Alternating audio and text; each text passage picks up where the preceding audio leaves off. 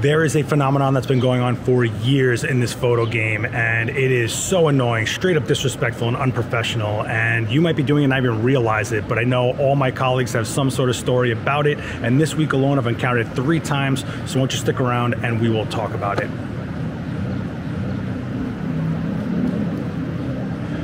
What's going on, everyone? Seth Miranda here. I'm a pro photographer right here in New York. I am just around the corner from the Comedy Cellar because I figured, let's just talk about this, and I don't have a porch like Daniel does, and I think it's something that you might not even realize is a real problem out there, but you are definitely infringing on somebody out there and not even realizing it, and you might think it's a great opportunity for yourself.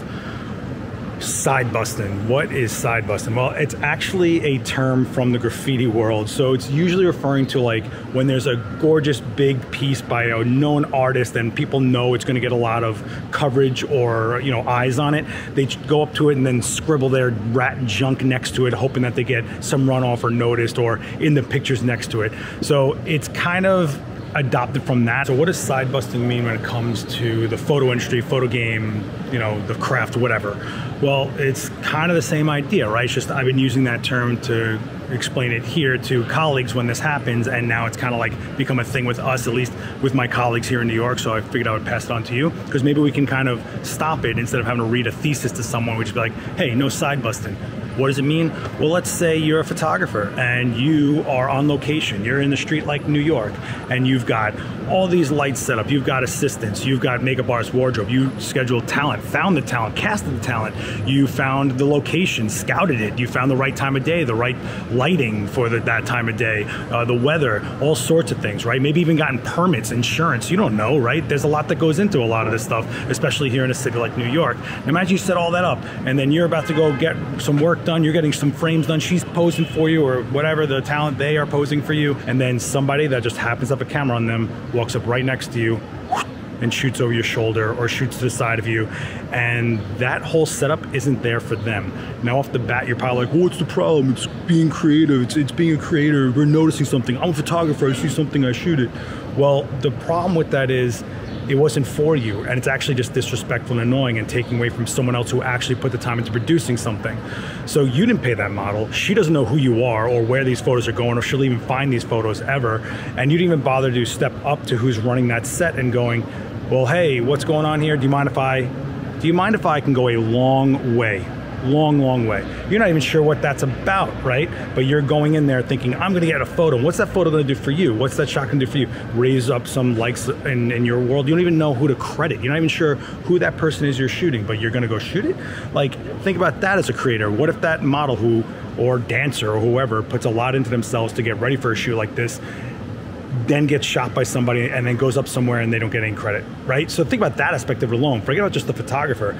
But it is really, really annoying to have to deal with a bunch of lenses just coming out of nowhere and like basically sniping a shot. When you break the workflow of all that synergy happening on set, you've done something that disrupted what could be happening. Plus you're eating up time that they might not have every minute on set, especially when you're fighting against natural light or something like that, or just the conditions. Or, you know, I was on a set this week where we had to shoot in a window of 20 minutes between the rain coming down. It's a real thing, and you just come in there and be an element that doesn't have to be. And you see this all the time at things like Comic-Con, right? I see guys that lug like 3-4 lights, set up, make scheduled appointments with cosplayers, and they're ready and they're in their pose, and that's when someone just walks up and goes and jacks a shot, or even worse, walks up into the set while the guy's trying to work to show the person this amazing one-of-a-kind photo they've shot.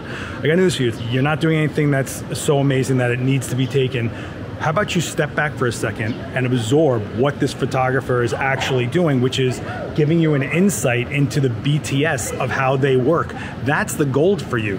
That is where you actually show some sophistication and maturity as a creator and go, wow, that's how they do that. Oh, that's what that's for. Oh, this type of modifier. Oh, that's how they rig it. Oh, that's how they talk to the model. Oh, that's how they pose them, or that's their workflow, whatever. That's really what you're giving up as a photographer when you're out in the wild, is people seeing how you do it, right? Like, I'm kind of used to this because you guys see videos of me working all the time. In fact, you see me shoot live all the time, but not every photographer works like that, right?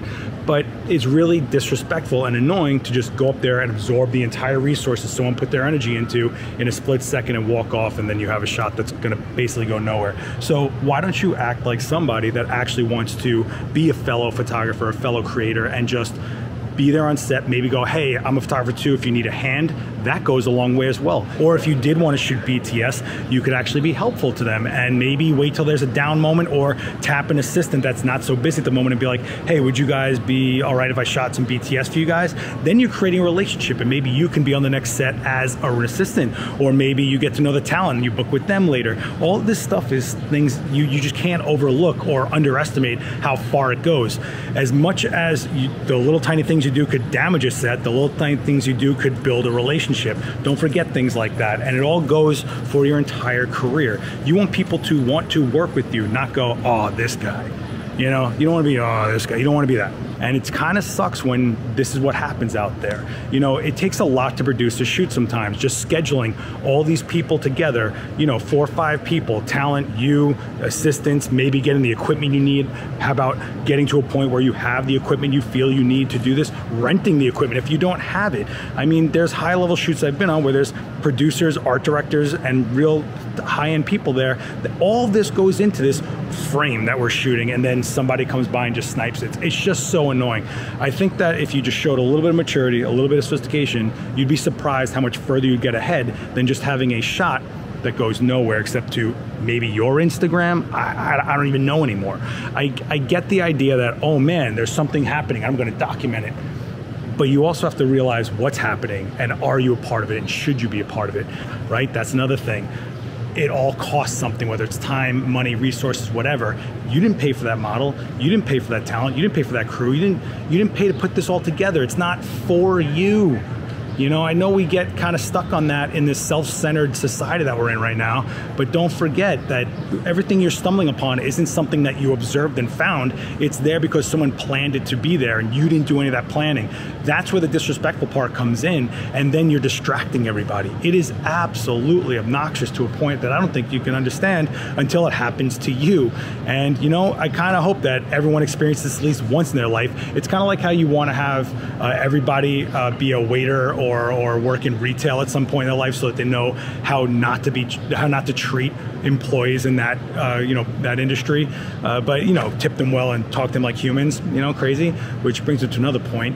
The talent are people. They're not, hey, look over here. I can't even whistle this.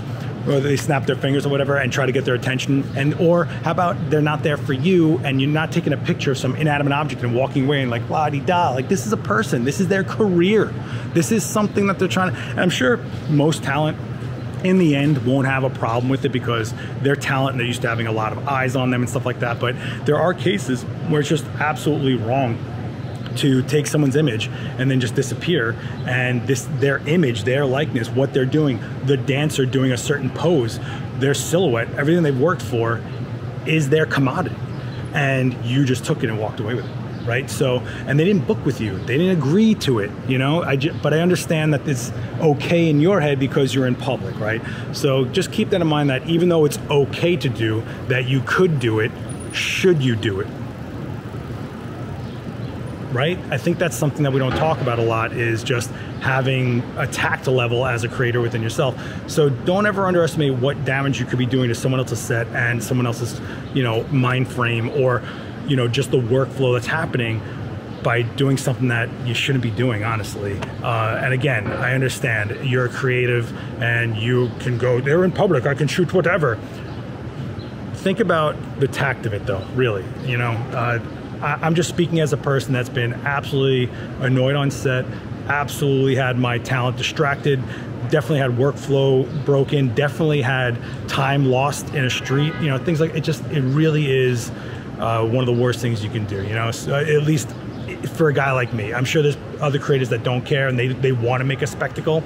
I don't know. And to be clear, this is really about like when there's a set going on, you know, out in the street or wherever you are on location. If you're someone that's like a photojournalist or you're shooting the sidelines of a sport, that's a situation where people understand you're all kind of pointing lenses at the same direction. That whole event is there for you to document, or that's your purpose, is to document what's going on there, right? So this isn't pertaining to that. This is pertaining to, hey, I just stumbled upon this dancer in the middle of this city and I'm shooting her with over the shoulder of the guy who's working the lights. And that's the other thing. You don't even control the lights. So you're gonna shoot probably higher ISOs and whatever pattern of lighting, and you might even like that, and that's fine, but obviously the shot was orchestrated in the mind of whoever's setting up to be a certain way, and you're not gonna get that, but somehow you're just gonna walk in there and just click, click, click, click, click. It just, I don't know. The whole thing is just very immature to me.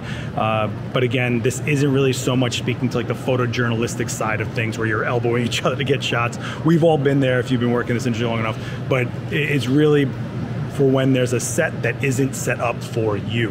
Now, one of at times I see this happen a lot, which I find absolutely infuriating, is right around here. I'm not too far from Washington Square Park, and over there, there's always like a wedding couple that's getting some shots taken while they're walking through. And then all of a sudden, you know, they have their assistant holding a strobe out, and they got them posing. And as they're directing them, all of a sudden, I start seeing other photographers just walk, click, click, click, click, pop, pop, pop, pop, pop. And then as soon as the person that's actually shooting puts their camera down for a second, they rush in and show the couple their shot. Well, that's cute and all, but they're not there for you. You're distracting the photographer, you're distracting the talent from the photographer, you're making the time burn away for that person who's actually working. And more importantly, you didn't put the work into marketing yourself as a business, soliciting for these couples to get you hired to do these shoots, but you're gonna walk in there and then show, like, what are you doing? And even if you're not trying to be a professional, you're just a hobbyist, you are absolutely breaking the workflow of someone that's actually doing this, has a lot of stress and a lot riding on those photos coming out the way they want, and having that couple be how they want them to be in those shots, and then getting them to the frames that they'll be happy with, so that they get a good review, so that they get word of mouth referrals and stuff like that. I don't think you guys realize what kind of an impact you can have when screwing up someone else's set, and it could be, you know, a domino effect for them. So it's really, really beyond a point of annoying and just straight up disrespectful. But more than that, just think of it, well, what if it was you? Would that be annoying to you? Would it be distracting to you? Would your talent get distracted? What if you finally got the shot you were looking for, but that model was just kind of looking to the side because someone's shooting at her? Which, by the way, has happened to me, where I'm on set and some guy is doing this, which my next point is basically gonna be, don't treat models like they're not human.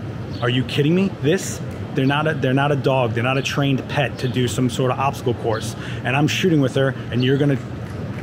And then when I look back at them, they always give me an attitude like, what? And it's like, it's not your shot. It's not your shoot. She's not there for you. What are you doing? So come on, guys. Like, just respect the person next to you. Respect the person that's there when you arrive. I mean, you have no clue the damage you do when you walk away smiling because you got a frame out of it, but in the end of the day, you really did do more than you think. And you may put it up on some platform that just goes nowhere, but for the rest, to heal the workflow and you know, focus and attention and chemistry that's on a set, it's tough, guys. It really is. And I'm aware that when we're in location, you are subject to all that. You know, that's just part of the game when it happens, but you can also just actively not be a jerk. So that's what side busting is. If you guys have ever seen somebody out there, just be like, hey man, no side busting. Let's try to make this a thing. If you just call it side busting and it starts becoming a term out there, maybe it'll actually calm down. I don't know if it will or not, but I figured I would come on here and kind of explain what that is, because I wrote about it on Twitter and I got a lot of people going like, this is exact, oh my God, I know there was a term for it.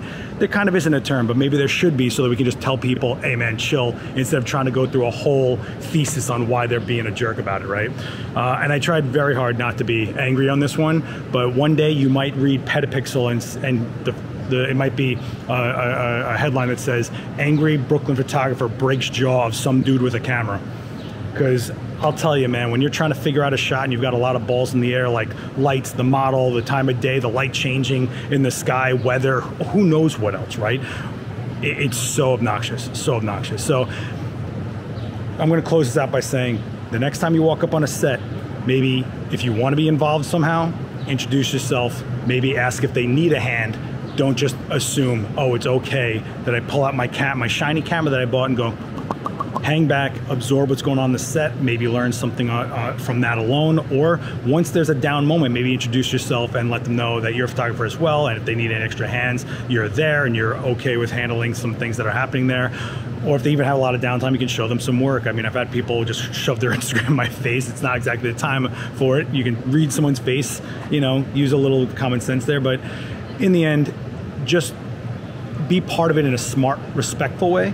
Don't go and steal, snipe, and whatever else. I don't know, throw a lot of bad terms in there, but basically, I keep on coming to the same point of respect, which I think is what we've lost out there in this industry as creatives and in this society as being so self-centered that it's for me, it's just that. Calm down, okay? And if you really want to help out, don't forget you can always be like, hey, how about I get you some BTS shots and you shoot the whole set, and maybe that's how you build a relationship with the photographer, right? Maybe that would be helpful to them rather than you being a parasite of, you know, stealing what they're putting out there when they didn't set it up for you, right? So think of something like that. What I would do is, instead of being a parasite, you could be helpful and offer to that photographer, that crew, hey, how about I get you guys some BTS shots while you work? You know, I'm a photographer as well, blah, blah, blah, blah. And do it during a down moment. Don't rush in there and disrupt something, or try to talk to an assistant that might not be so busy at that moment. Be like, hey, what do you think about me shooting some BTS for you guys? And maybe show them some work, and then they can kind of talk to who's in charge as a photographer or an art director, right? Don't forget, you're not really sure whose title is what when you're on a set like that. So don't forget anything is, you know, easily disrupted, and be super respectful. And if you want to be part of it, just do it in the most delicate way you can, okay? But some people, especially in this day and age, could totally use things like BTS. I myself, when I'm out there on my own, it'd be great to have some BTS of me working, so that when I'm putting out videos for you guys, I have something to put out there. So besides just the shots. So, and it's just an easy way for you to get in there, right? So think of it that way. So that's what side busting is. When you just walk up and go to the side and start shooting frames when someone's actually working a set. Use your head. If you really want to get ahead, use your head. That's what I'll say. That's where I'm going to put that. All right, I'm going to leave it there. But if you guys want, go ahead and hit the Discord link down in the description. There's a whole photo community that's part of this channel that are legit good people that are sharing work, insights, troubleshooting for each other. And you're welcome to be a part of it. There's no toxicity, no like, you know, no just armchair jerks. Go ahead and hit that link in the Discord, hit the OK and the rules, so the rest of it unlock, you'll be part of us. And don't forget to hit subscribe plus the bell so you can know if I can put out more videos like this. I know I've been slacking and I'm trying. This is a lazy video, but I want to put something on this channel. Hitting like definitely helps out, and write a comment if you guys want me to do more videos like this. I'd be happy to. It's definitely a lot easier for me. And you can follow me at LastXWitness on all social. But till then, just remember, respect your fellow photographers out there. Be a colleague, not a parasite. Okay, guys? Later.